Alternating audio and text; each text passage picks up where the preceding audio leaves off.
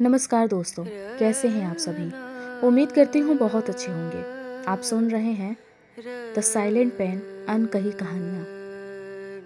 दोस्तों, हमारी आज की कहानी है पुनर्जन्म, जिसका पहला भाग आप सब सुन चुके हैं। तो आइए बिना देर किए चलते हैं कहानी के अगले भाग की ओर। अदिति की ऐसे अजीबो गरीब बात सुनकर घर वाले बहुत परेशान थे और उस दिन उन्होंने फैसला किया कि वो अदिति का इलाज डॉक्टर से करवाएंगे। इतना सोचकर वो डॉक्टर के पास चले गए और हॉस्पिटल जाने के बाद उन्होंने दिमागी चिकित्सक से सलाह ली।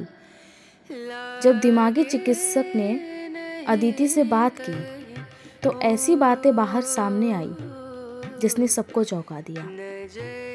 डॉक्टर ने जब अदिति से बात की तो अदिति ने बताया कि उसकी शादी हो चुकी है, उसका परिवार वृंदावन में रहता है, उसके 2 बच्चे भी हैं, एक 10 साल की लड़की जिसका नाम पीहू है और एक 12 साल का बेटा जिसका नाम रिंकू है। अदिति ने यह भी बताया कि एक बच्चा उसका मरा हुआ पैदा हुआ था जो ऑपरेशन से बाहर निकाला गया था, जिसके निशान मेरे पेट पर आपको दिख जाएंगे। जैसे ही अदिति यानी कि सुलोचना ने बताया कि उसके पेट पर वो निशान है, तो डॉक्टर ने उसके पेट का निशान देखा जो उसी जगह पर था जहां अदिति ने बताया था। अदिति ने फिर बताया कि उसके घर में उसकी सास सरस्वती और ससुर वेद व्यास हैं और एक देवर भी है जिसका नाम चिंतामणि है और साथ में मेरे पति। डॉक्टर ने पूछा कि तुम्हारे पति का नाम क्या था, तो अदिति ने शर्माते हुए कहा, हमारे यहाँ पति का नाम नहीं लिया करते। तब डॉक्टर ने अदिति के सामने एक कोरा कागज और कलम रख दी और कहा कि अगर तुम चाहो तो इस पर अपने पति का नाम लिख सकती हो और हमें बता सकती हो। अदिति ने कागज कलम उठाया और उस पर अपने पूर्व जन्म के पति का नाम लिख दिया। डॉक्टर ने जब उसे पढ़ा तो उस पर लिखा था दामोदर दास। डॉक्टर हैरान होकर उसकी बातें सुन रही थी और फिर उसने पूछा कि इनके अलावा भी तुम्हारे परिवार में कोई और है? अदिति उर्फ सुलोचना ने जवाब दिया, नहीं, बस इतने ही लोग रहते हैं मेरे परिवार में। उसने बताया कि जब पहली बार दामोदर दास उसे देखने आया था तब दोनों बड़ी पहाड़ी के कृष्ण मंदिर में मिले थे, जहां दामोदर दास ने उसे एक अंगूठी उपहार में दी थी। अदिति उर्फ सुलोचना ने और भी बताया कि उसके ससुराल वाले बहुत ही धनवान हैं। उसके पास बहुत सी गाय, नौकर चाकर, खेत और बहुत सारी ज़मीनें भी हैं। बहुत सारी ज़मीन जायदाद तो उसके नाम पर दामोदर दास ने उसके लिए खरीदी थी। अदिति ने और भी बहुत कुछ बताया, मगर जब डॉक्टर ने उससे जोर देकर और भी पूछताछ करनी चाही तो वो दिमाग पर जोर पड़ने के कारण बेहोश हो गई। साइकेट्रिक्स ने बताया कि कभी-कभी इंसान जो सोचता है या जो देखता है वो उसके दिमाग पर हावी हो जाता है। बहुतों को जातक कथाएं, भूत प्रेत, पुनर्जन्म की कहानियां ज़्यादा पसंद आने लगती हैं और वो खुद को इन कहानियों में इतना शामिल कर लेता है कि वो सब उसे अपनी ज़िंदगी की कहानी लगने लगती है। इसलिए इंसान फिर ऐसे बर्ताव करने लगता है। हो सकता है कि अदिति ने कोई कहानी सुनी या पढ़ी हो या फिर कहीं देखी हो और ये उसके मस्तिष्क में बैठ गई, क्योंकि जो कुछ भी अदिति ने बताया वो कहीं किसी से सुनी बातें लग रही थी। क्या पता अदिति को किसी ने ये सारी बातें बताई हो, लेकिन हाँ, बहुत सारे मामलों में ये बातें सच भी होती हैं और बहुतों में साइंस झूठ हो जाता है। सावित्री मतलब डॉक्टर, मतलब ये कि बहुत केसों में मरीज की बताई बात सच होती है, यानी वो जो कुछ भी बोलता है 100% सच निकलता है। फिर हम इसे पुनर्जन्म की बीती बातें कह सकते हैं या भी कुछ और। डॉक्टर ने सावित्री और दीनदयाल से कहा कि वो अदिति का इलाज करने को तैयार हैं, मगर अगर अदिति सच बोल रही होगी तो उसके मस्तिष्क पर बहुत बुरा प्रभाव भी पड़ सकता है। अगर वो दोनों इस बात के लिए तैयार हैं तो इलाज के दौरान अगर कुछ अनहोनी हुई तो उसके जिम्मेदार अदिति के माता पिता ही होंगे। तो वो अदिति का इलाज करेंगे, नहीं तो नहीं। डॉक्टर ने ये भी कहा कि इलाज के दौरान अदिति की जान भी जा सकती है। ये बात सुनकर सावित्री खुद को संभाल नहीं पाती और जोर जोर से रोने लगती है। अभी तक तो सावित्री और दीनदयाल अदिति की हरकतों को स्वप्न दोष मान रहे थे, मगर डॉक्टर की बात सुनकर दोनों को अदिति की और ज्यादा चिंता होने लगी। पूरे घर वालों का रो रो कर बुरा हाल था। डॉक्टर ने फिलहाल के लिए अदिति को तो घर ले जाने को कह दिया था। सावित्री सारी बात अपनी जीजी कमला को बयां कर देती है और कमला को पकड़कर रोने लगती है। कमला उसे आश्वासन देते हुए समझाती है कि सब ठीक हो जाएगा, तुम चिंता मत करो, हम अदिति का यहाँ बहुत अच्छे से ख्याल रखेंगे। बहुत सारे लोगों में जब अदिति घुल मिल कर रहने लगेगी तब वो बिल्कुल ठीक हो जाएगी। तुम जब तक चाहो अदिति को यहाँ छोड़ सकती हो। सावित्री: जी जीजी, मैं अदिति को यहीं छोड़कर जा रही हूँ।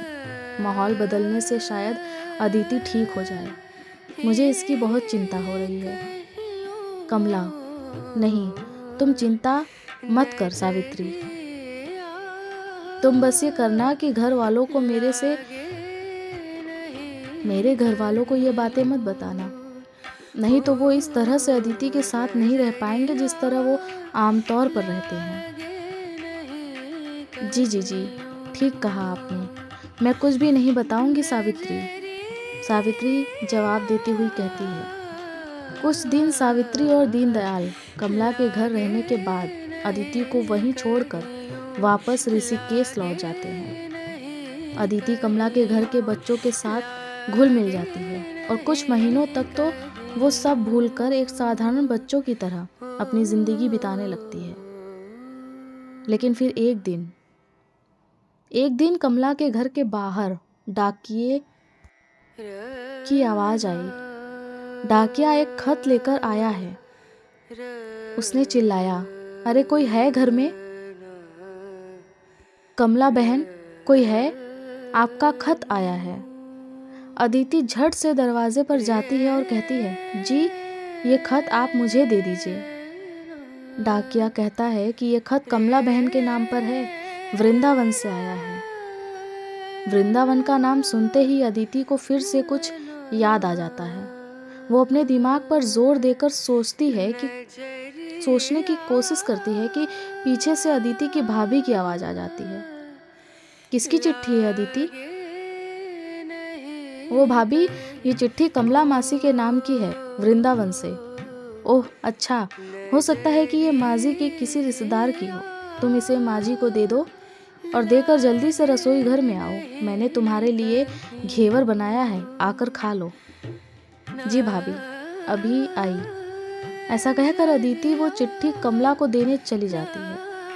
अदिति की भाभी प्रार्थना, जो अदिति को अपनी बेटी मुग्धी की तरह ही प्यार करती हैं, जो कुछ भी हो मुग्धी के लिए लाती हैं, वो अदिति के लिए भी लाती हैं।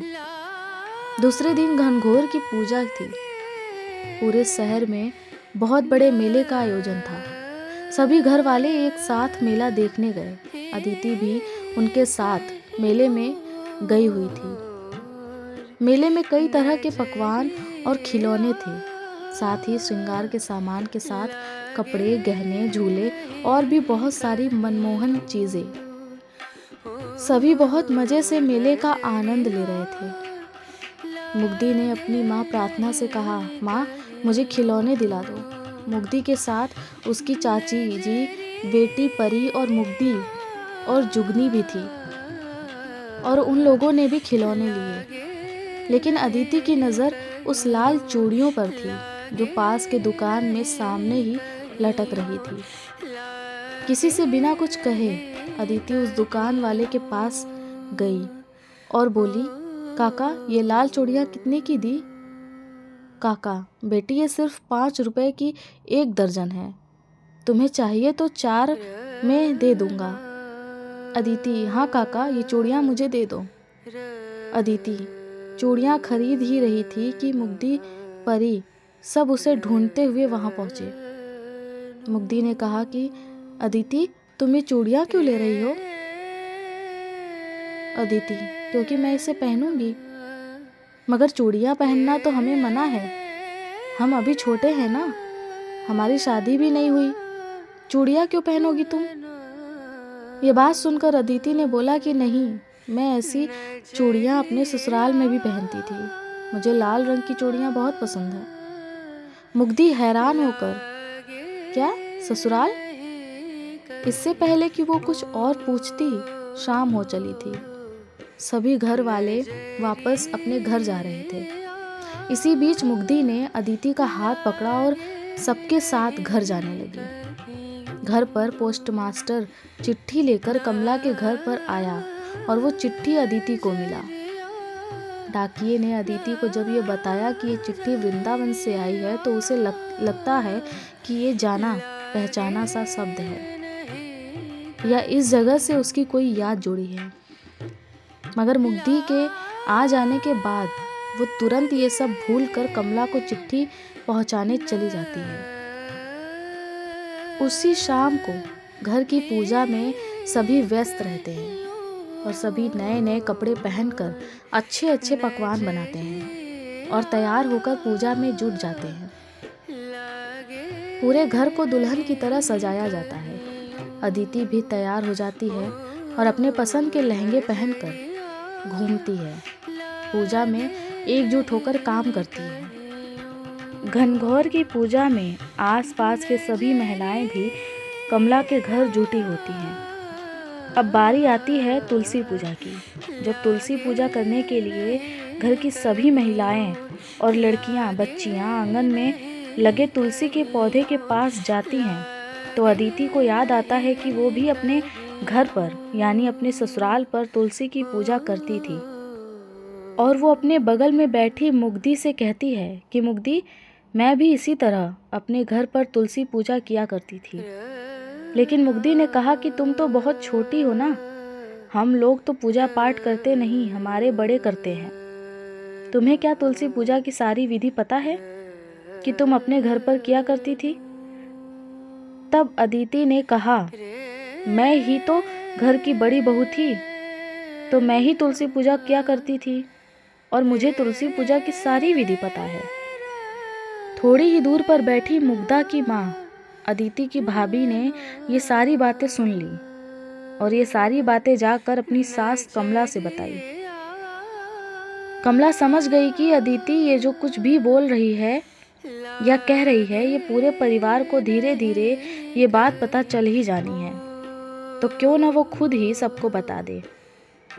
ऐसा सोचकर कमला ने पूजा विधि के बाद सबको घर के हॉल में इकट्ठा किया और अदिति के इस बर्ताव के बारे में सारा किस्सा बता दिया।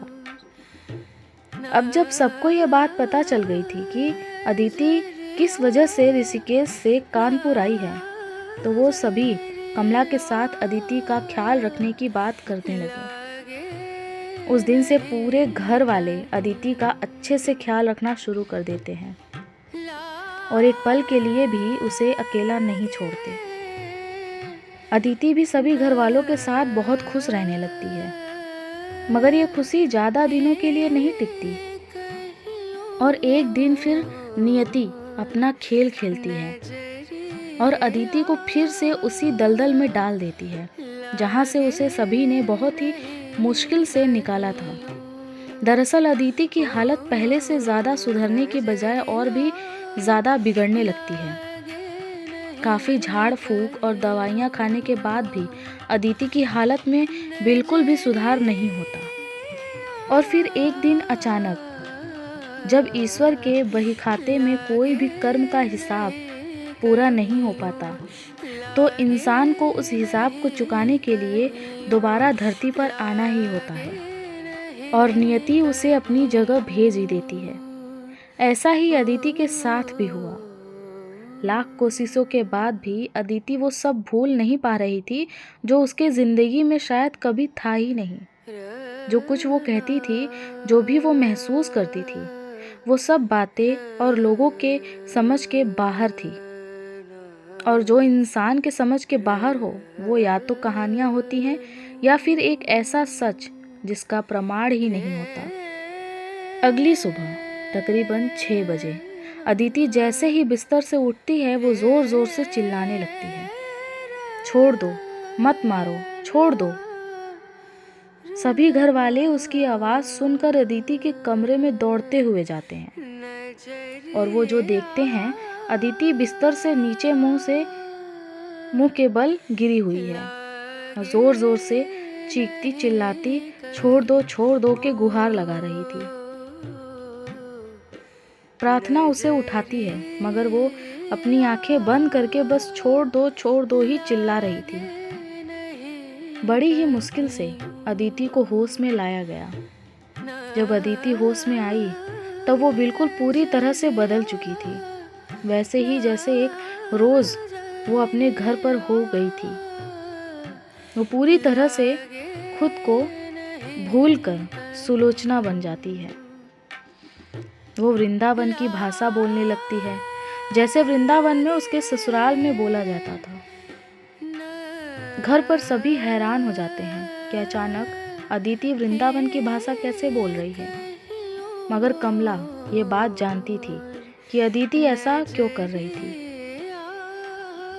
अदिति अपने आप को पूरी तरह से बदल लेती है और घर वालों को पहचानने से भी इनकार करने लगती है और फिर बार बार यही कहती है कि मुझे मेरे घर जाना है, मुझे मेरे वृंदावन जाना है, मुझे मेरे ससुराल जाना है।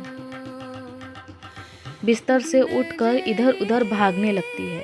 बड़े ही मुश्किल से अदिति को संभाला जाता है और अदिति के माँ बाप को चिट्ठी लिखकर बुलाया जाता है। इस बार पहले से भी ज़्यादा अदिति की हालत खराब हो चुकी है। सावित्री और दीनदयाल बिना देर किए ऋषिकेश से कानपुर पहुंच जाते हैं और इस बार अदिति का ये नया रूप देखकर वो भी हैरान हो जाते हैं।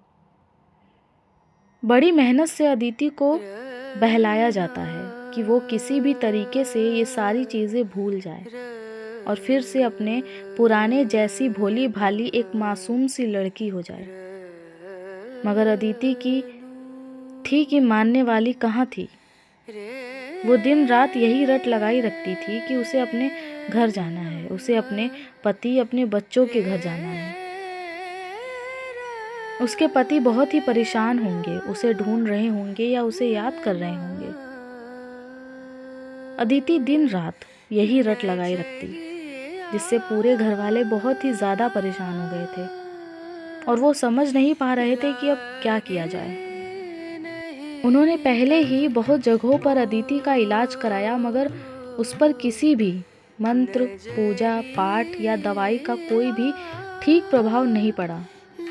अदिति की ऐसी हालत देखकर सावित्री और दीनदयाल साथ ही साथ घर के सारे लोग बहुत ही परेशान हो गए। उनको अपने कानों और आंखों पर भरोसा ही नहीं हो रहा था कि अदिति क्या कह रही थी।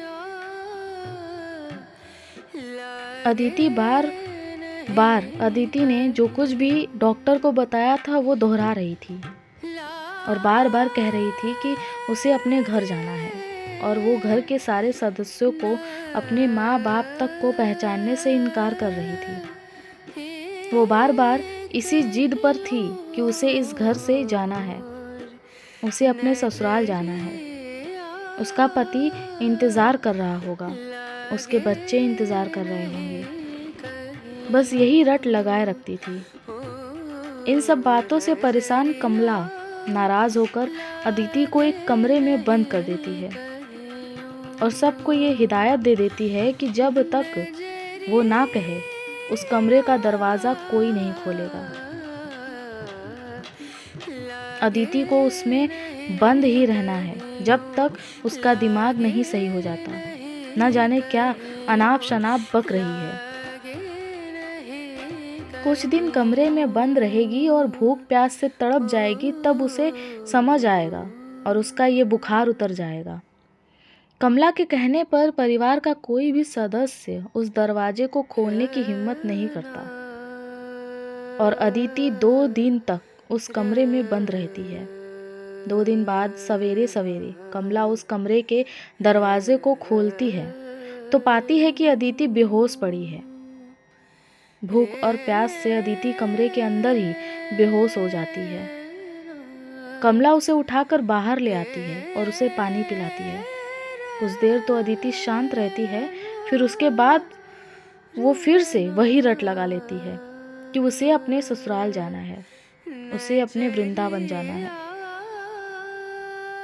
वृंदावन में ही उसका घर है, ये उसका घर नहीं है और अदिति को सबने बंद करके रखा हुआ है, ये पूरे घर वालों पर वो इल्ज़ाम लगाने लगती है।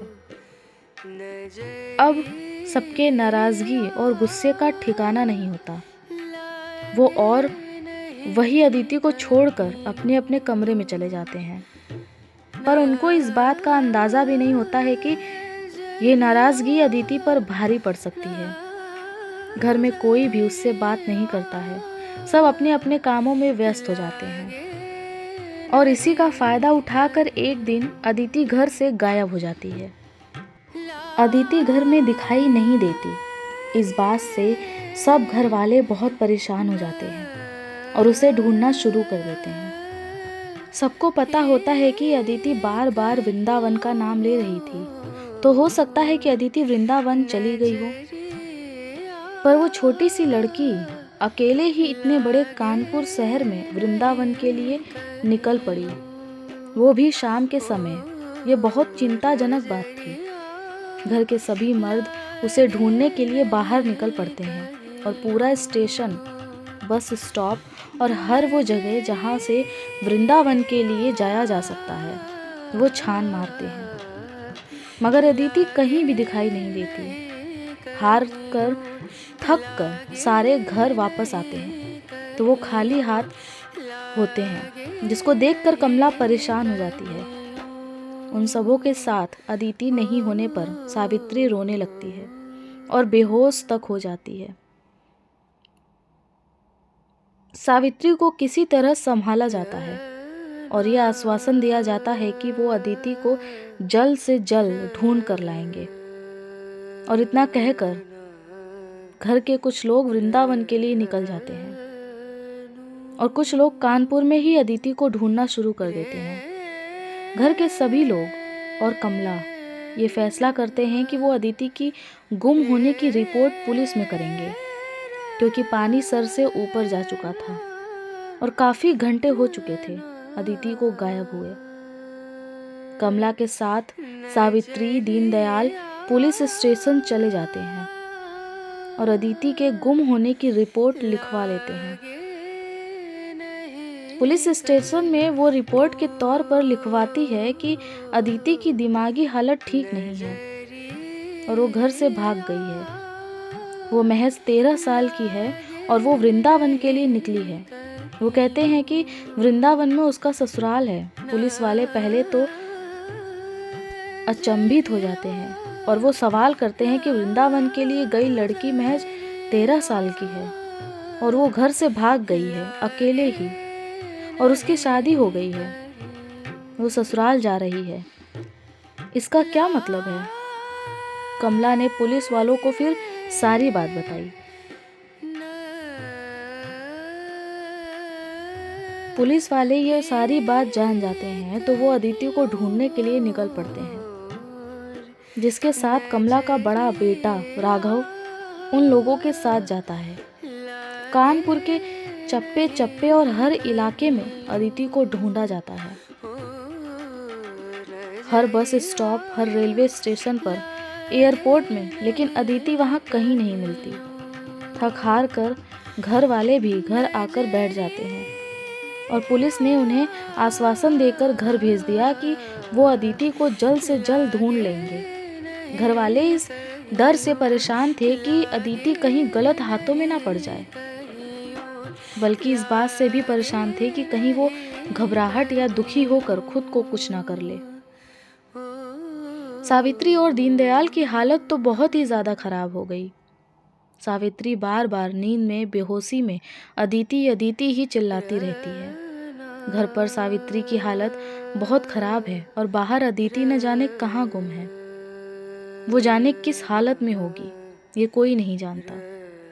ऐसे ही अदिति को ढूंढते ढूंढते 3-4 दिन बीत जाते हैं और इन 3-4 दिन बाद अचानक अदिति का पता लगता है और अदिति को एक अनाथ आश्रम में पाया जाता है जो कानपुर के बाहरी इलाके में यानी कानपुर की सीमा पर होता है।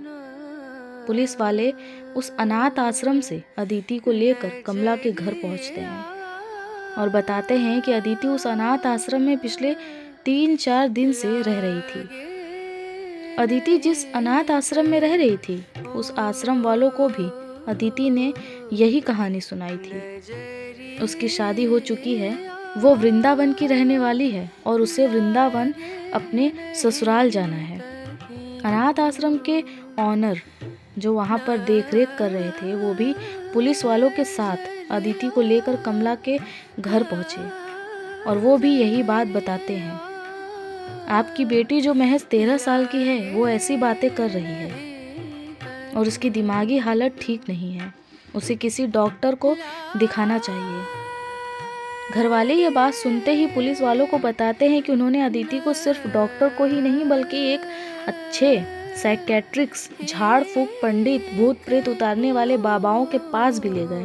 अदिति बिल्कुल भी ठीक नहीं हुई। वो हमेशा बार बार यही बात कर रही थी कि वो वृंदावन की रहने वाली है और वो शादीशुदा है, उसका पति है और उसका बच्चा है। पुलिस वाले इस बात की खोज करना शुरू कर देते हैं। पुलिस वाले जब अदिति से बैठकर घंटों अदिति की पूरी बातें सुनते हैं तो वो इस नतीजे पर पहुंचते हैं कि बात की पुष्टि होनी चाहिए, लेकिन घर वाले उसे दिमागी संतुलन का खराब होना बताते हैं और अदिति से जुड़े हुए किसी भी मामले पर कोई भी केस बनने नहीं देते। पुलिस वाले भी घर वालों की रजामंदी ना होने के कारण इस केस को आगे नहीं बढ़ाते हैं और अदिति को कमला के घर छोड़कर घर वालों को सौंपकर वापस चले आते हैं। आज की कहानी में सिर्फ इतना ही। आगे की कहानी सुनने के लिए इंतज़ार करिए मेरे अगले एपिसोड का। तब तक के लिए खुश रहिए, मस्त रहिए और बने रहिए मेरे चैनल पर द साइलेंट पेन अनकही कहानियाँ।